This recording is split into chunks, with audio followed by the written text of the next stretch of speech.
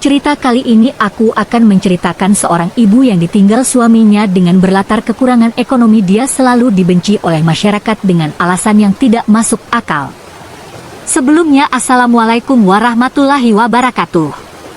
Saya host di channel Ruang Cerita Harian ini yang akan membawakan kisah nyata bertema kehidupan untuk kalian semua.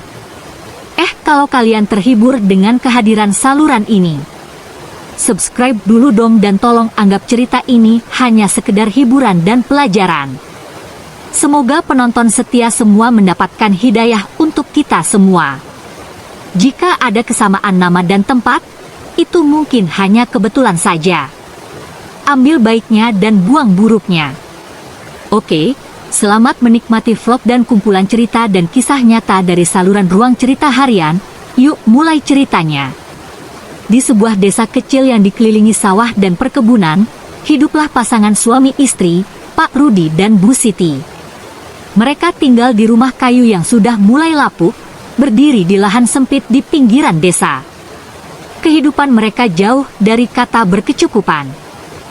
Pak Rudi bekerja serabutan, kadang menjadi buruh tani, kadang mengangkut hasil panen, dan jika sedang tidak ada pekerjaan, ia akan mencari kayu bakar ke hutan untuk dijual. Sementara itu, Bu Siti menerima pesanan menjahit meskipun upah yang ia dapatkan sangat sedikit. Namun, kemiskinan mereka bukan satu-satunya kesulitan yang harus dihadapi. Sejak dulu, keluarga mereka kerap menjadi bahan cibiran dan ejekan warga desa. Mereka dianggap berbeda karena jarang bergaul dan lebih memilih diam saat berkumpul. Bukan karena sombong, melainkan karena mereka tahu bahwa kehadiran mereka tidak diinginkan. Dasar keluarga miskin, malas kerja keras, makanya hidup sengsara terus, sindir Buati, seorang tetangga yang sering menggosipkan keluarga Pak Rudi di warung. Mungkin mereka sebenarnya malas. Kalau kerja benar, pasti hidup lebih baik. Kita saja yang rajin masih pas-pasan, apalagi mereka, timpal Bu Yanti. Fitnah demi fitnah terus menghantui keluarga Pak Rudi. Bahkan, suatu hari, mereka dituduh mencuri ayam milik Pak Samsul hanya karena kebetulan ayam itu berkeliaran dekat rumah mereka. Tanpa bukti yang jelas, warga sudah lebih dulu menghakimi. Kami tidak mencuri, Pak Samsul. Kami tidak pernah mengambil yang bukan hak kami, ucap Pak Rudi dengan suara bergetar, merasa sangat terhina. Tapi siapa lagi kalau bukan kalian? Hanya kalian yang cukup putus asa untuk mencuri, balas Pak Samsul dengan nada menuduh. Kabar itu pun menyebar ke seluruh desa, dan sejak saat itu, mereka semakin dijauhi. Bahkan, anak mereka, Andi, seorang pemuda berusia 18 tahun yang sedang duduk di bangku SMA, turut merasakan dampaknya. Ia sering diejek di sekolah dan dianggap berasal dari keluarga pencuri. Hati-hati berteman sama si Andi, nanti kamu jadi pencuri juga, ujar salah satu temannya sambil tertawa. Andi hanya bisa menahan marah dan sakit hati. Ia tahu ayah dan ibunya bukan orang jahat. Mereka hanya orang sederhana yang berusaha bertahan hidup dengan cara yang halal. Tapi dunia seakan tidak memberi mereka kesempatan untuk hidup dengan tenang. Setiap kali melihat orang tuanya diperlakukan dengan tidak adil, hati Andi terasa semakin panas.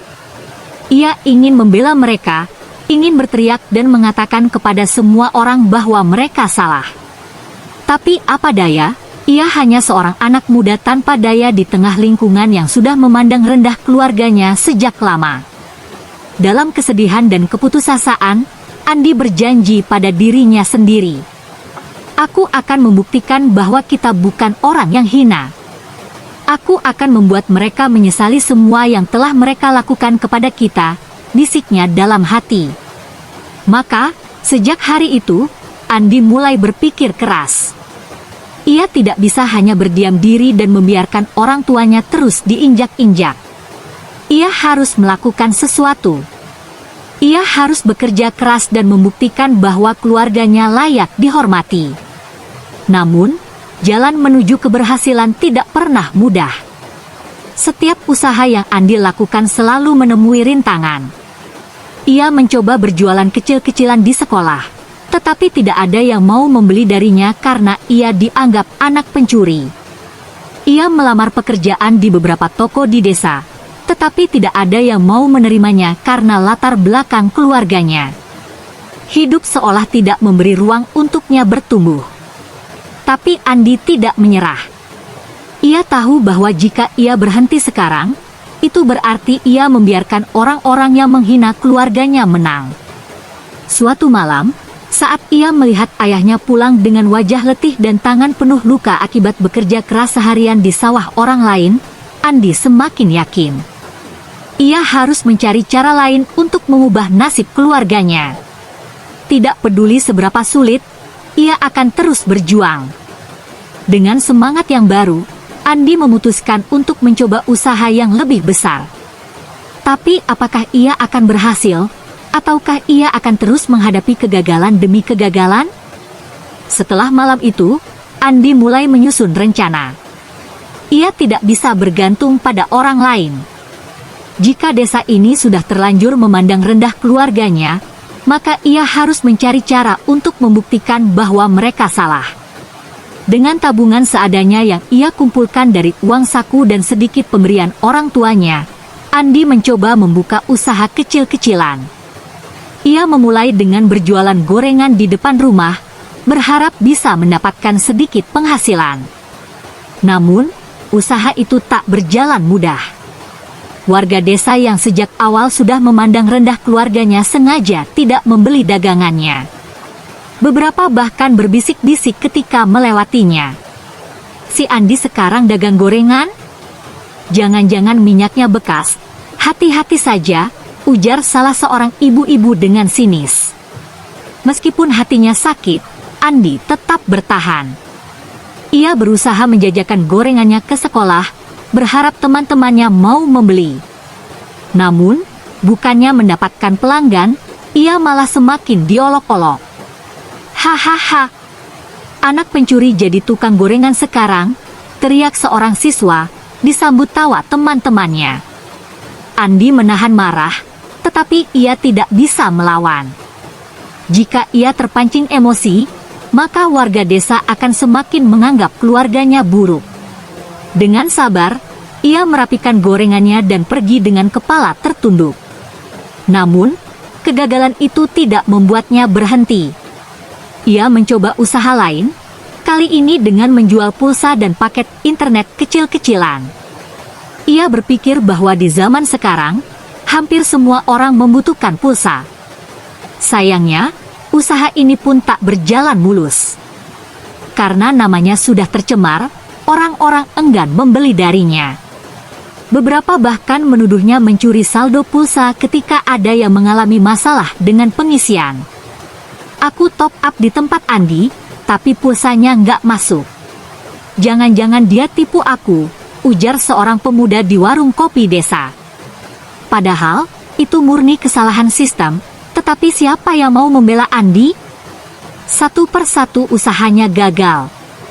Semakin ia mencoba, semakin banyak orang yang merendahkannya. Beberapa kali, ia hampir menyerah.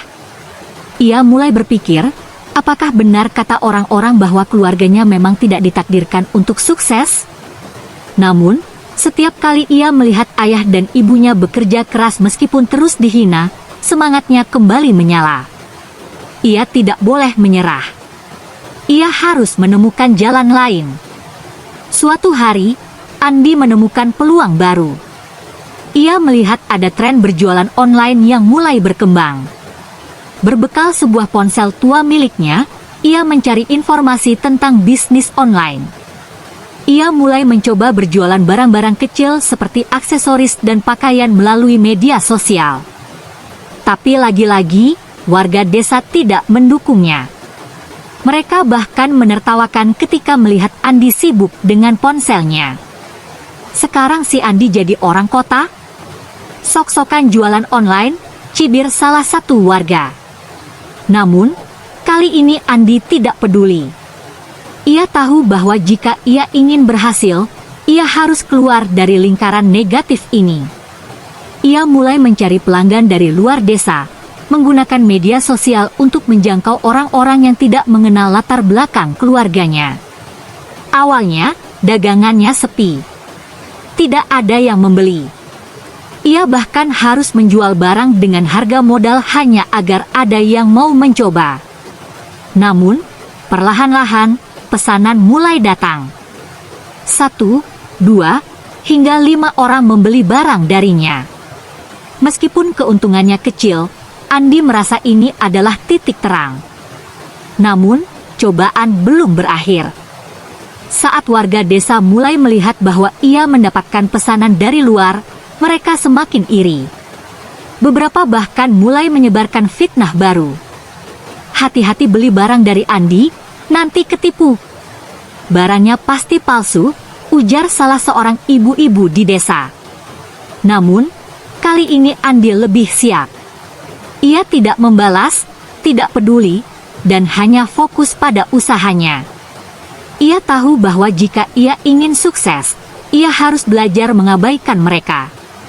Hari demi hari, pesanan semakin bertambah. Andi mulai memiliki pelanggan tetap, dan uang yang ia hasilkan sedikit demi sedikit bertambah. Namun, di tengah usahanya yang mulai menunjukkan hasil, sebuah musibah terjadi. Ayahnya jatuh sakit karena kelelahan bekerja. Dokter desa mengatakan bahwa Pak Rudi mengalami kelelahan berat akibat bekerja terlalu keras di ladang tanpa istirahat yang cukup. Andi merasa bersalah. Ia tahu bahwa ayahnya bekerja mati-matian demi keluarga, sementara ia sendiri masih berjuang untuk sukses. Saat melihat ayahnya terbaring lemah di tempat tidur, Andi semakin yakin bahwa ia tidak bisa berhenti sekarang. Ia harus sukses, bukan hanya untuk membuktikan diri kepada warga desa, tetapi juga untuk memberikan kehidupan yang lebih baik bagi orang tuanya. Namun, jalan menuju sukses masih panjang. Ia harus menghadapi lebih banyak rintangan, lebih banyak hinaan, dan lebih banyak kegagalan sebelum akhirnya mencapai impiannya. Sejak ayahnya jatuh sakit, Andi semakin bekerja keras. Ia tidak hanya berjualan online, tetapi juga mencari cara lain untuk mendapatkan uang lebih banyak. Ia mencoba menjadi reseller produk kecantikan dan makanan ringan, berharap bisa mendapat keuntungan lebih besar. Namun, usaha itu tidak berjalan seperti yang diharapkan. Barang yang ia jual tidak laku, dan sebagian bahkan rusak sebelum sempat terjual. Ia merugi besar. Keadaan semakin sulit ketika pengobatan ayahnya membutuhkan biaya yang tidak sedikit. Tabungan yang sedikit demi sedikit ia kumpulkan akhirnya habis untuk biaya berobat. Andi mulai merasa putus asa. "Kenapa semua terasa sulit, Bu?" keluhnya suatu malam ketika ia melihat ibunya duduk termenung di samping ranjang ayahnya. Bu Siti tersenyum lemah, menepuk bahu anaknya. "Hidup memang sulit, Nak. Tapi jangan menyerah. Kita sudah cukup lama bertahan, sedikit lagi pasti ada jalannya." Namun, meskipun ibunya berkata begitu, Andi tahu bahwa ibunya pun mulai kelelahan. Warga desa tetap saja memandang mereka sebelah mata. Beberapa orang bahkan menyebarkan gosip bahwa penyakit ayahnya adalah hukuman karena dianggap sering membawa sial bagi desa. "Makanya, hidup yang benar. Jangan jadi beban masyarakat," sindir salah satu warga saat berpapasan dengan Andi di jalan. Andi mengepalkan tangan, menahan amarahnya. Tapi ia sadar, melawan mereka hanya akan membuatnya semakin dihina. Satu-satunya cara untuk membungkam mereka adalah dengan sukses. Maka, ia kembali berjuang. Ia mencoba berbagai usaha lain, berjualan makanan ringan, menawarkan jasa desain sederhana lewat internet, bahkan mencoba menjadi kurir kecil-kecilan untuk mengantarkan barang dari desa ke kota terdekat. Namun, kegagalan terus menghantuinya. Suatu hari, ketika ia mengantarkan pesanan pakaian ke seorang pelanggan, ia mengalami kecelakaan. Sepeda motor tua yang ia pinjam dari seorang teman mogok di tengah jalan, dan saat ia mendorongnya ke pinggir, sebuah mobil melintas terlalu dekat dan menyenggolnya hingga ia terjatuh. Barang yang ia bawa kotor dan rusak, dan pelanggan menolak menerimanya. Dengan hati hancur, Andi pulang dengan tangan kosong. Ia merasa benar-benar gagal. Saat sampai di rumah, ia melihat ayahnya yang semakin lemah dan ibunya yang semakin kurus karena bekerja terlalu keras. Ia menangis dalam diam. "Aku sudah mencoba segalanya, Bu. Tapi aku selalu gagal." Bu Siti mengusap kepala anaknya. "Kegagalan bukan akhir, Nak. Kadang, kita hanya perlu mencoba lebih lama dari orang lain." Namun, di dalam hati, Andi bertanya-tanya, sampai kapan ia harus gagal?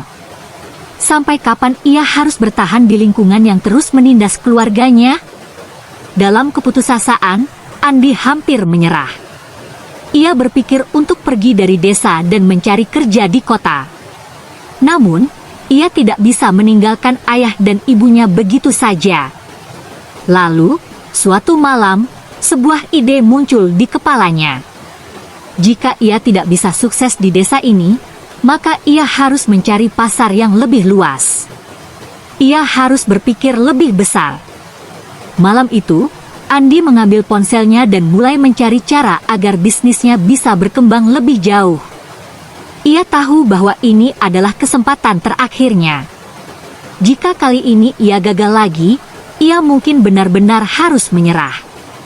Namun, ia tidak tahu bahwa keputusannya malam itu akan menjadi awal dari perubahan besar dalam hidupnya. Malam itu, Andi menghabiskan waktu berjam-jam mencari cara agar bisnisnya bisa berkembang.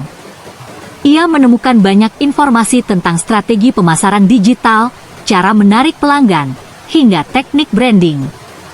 Ia menyadari bahwa selama ini ia terlalu fokus pada lingkungannya yang penuh hinaan. Jika ia ingin sukses, ia harus melampaui batas desa ini. Maka, ia mulai mengembangkan bisnisnya dengan cara yang lebih profesional. Andi memutuskan untuk menjual produk yang lebih spesifik dan banyak dicari, pakaian impor bekas berkualitas tinggi. Ia menghubungi supplier dari kota, mengajukan kerjasama, dan belajar memanfaatkan platform e-commerce untuk menjangkau lebih banyak pelanggan. Awalnya, penjualannya masih sepi. Namun, kali ini ia lebih sabar. Ia menerapkan strategi pemasaran yang lebih efektif, membuat konten menarik di media sosial, dan terus berinteraksi dengan pelanggan. Perlahan tapi pasti, bisnisnya mulai berkembang. Pesanan dari luar kota semakin banyak. Uang yang ia hasilkan tidak lagi sekadar cukup untuk kebutuhan sehari-hari, tetapi juga bisa digunakan untuk pengobatan ayahnya. Dalam waktu 1 tahun, bisnis Andi tumbuh pesat. Ia bisa menyewa tempat penyimpanan barang, membeli peralatan yang lebih baik, dan bahkan mempekerjakan orang untuk membantu. Warga desa yang dulu merendahkannya mulai memperhatikan perubahan ini. "Si Andi sekarang sudah kaya, ya," bisik seorang warga kepada temannya. "Saya dengar dia jualan online, uangnya banyak," sahut yang lain. Perlahan, sikap warga mulai berubah. Mereka yang dulu menghina kini justru mendekati keluarganya. Ada yang tiba-tiba bersikap ramah, ada yang mencoba mencari tahu rahasia kesuksesannya. Puncaknya terjadi ketika ayah Andi sembuh dari sakitnya berkat perawatan yang lebih baik. Keluarga mereka tidak lagi terlihat menderita seperti dulu. Rumah mereka yang dulu kumuh kini direnovasi sedikit demi sedikit. Suatu hari, seorang tetangga yang dulu sering menyebarkan fitnah datang ke rumah Andi. "Andi, maafkan kami dulu sering salah paham. Kami tidak menyangka kamu bisa sukses seperti ini," katanya dengan wajah menyesal. Andi hanya tersenyum. "Tidak apa-apa, Bu. Yang penting sekarang saya bisa membanggakan orang tua saya." Berita tentang kesuksesan Andi menyebar ke seluruh desa. Mereka yang dulu merendahkan keluarganya kini justru segan dan menghormatinya. Andi tidak membalas dendam. Ia tahu bahwa keberhasilannya adalah jawaban terbaik atas semua hinaan yang pernah ia terima. Ia tidak perlu membuktikan apa-apa lagi. Kini, keluarganya hidup dengan lebih layak, dan warga desa yang dulu mencemuh mereka akhirnya sadar bahwa mereka telah salah menilai. Dan bagi Andi, semua itu adalah bukti bahwa kerja keras dan ketekunan akan selalu menang melawan hinaan dan fitnah. Dengan demikian cerita di episode ini selesai. Terima kasih karena sudah mau mendengarkan kisah nyata ini. Sekali lagi ambil baiknya dan buang buruknya, dan semoga hal seperti ini tidak akan pernah terjadi kepada kalian semua wahai sahabat Onlineku, dan semoga kita semua dilindungi dari mara bahaya. Amin ya rabbal alamin. Sekian dan terima kasih. Sampai ketemu lagi di cerita-cerita selanjutnya. Jangan lupa like, komen, share, dan subscribe. Oh iya, jangan sungkan untuk membagikan pemikiran kalian semua wahai sahabat Onlineku di komentar video ini ya.